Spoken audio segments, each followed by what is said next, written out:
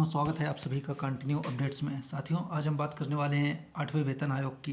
जैसा कि आप जानते हैं कि आए दिन कुछ ना कुछ खबर आपको देखने को मिलती रहती है इससे संबंधित। और आज हम भी आपसे बात करने जा रहे हैं कि आखिर ये 8वें कमीशन आपका कब से लागू होगा और क्या सैलरी जो है आपकी 2 गुना तक बढ़ सकती है और किस आधार पर जो है सैलरी को बढ़ाया जाएगा। और बात करेंगे फिटमेंट फैक्टर की, जिससे आपका तय होता है कि आपका कितना जो है आपकी सैलरी बढ़ने वाली है, पेंशन आपकी कितनी बढ़ने वाली है। तो सबके ऊपर एक एक करके बात कर लेते हैं। तो चलिए वीडियो को स्टार्ट करते हैं।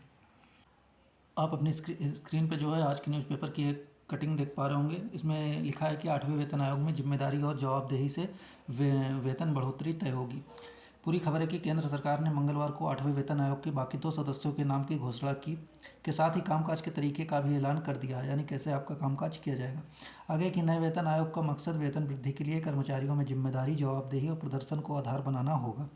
वेतन आयोग कर्मचारियों के वेतन, भत्ते, बोनस, पेंशन और अन्य सुविधाओं में जरूरी बदलावों की सिफारिश करेगा ताकि ऐसा वेतन ढांचा तैयार हो जो काम को बेहतर करने के लिए प्रोत्साहित करने वाला और कार्य प्रदर्शन आधारित हो।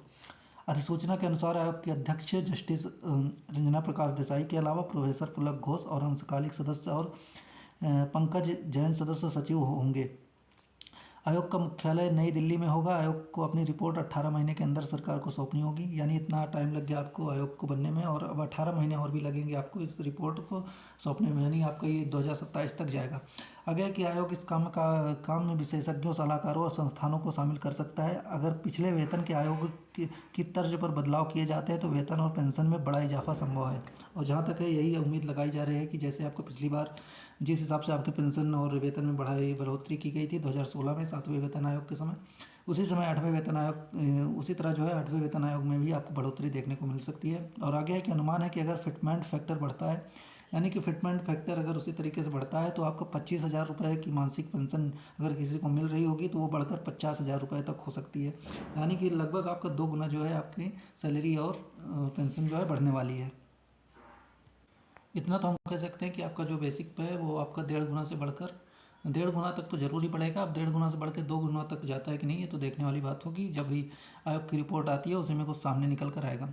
और इसका एरियर जो मिलना है अगर 2026 से मिलना होगा जनवरी से, क्योंकि आपका दिसंबर में 7वें वेतन आयोग की जो है जो 7वें वेतन आयोग आपका उसकी अवधि समाप्त हो रही है, तो जनवरी से हो सकता है आपको एरियर भी मिल सकता है जब ये लागू होगा तब।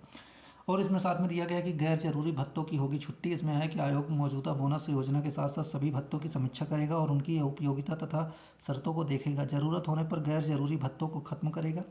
नेशनल पेंशन सिस्टम में आने वाले कर्मचारियों के लिए मृत्यु, सेवानिवृत्ति, ग्रेच्युटी की समीक्षा की जाएगी।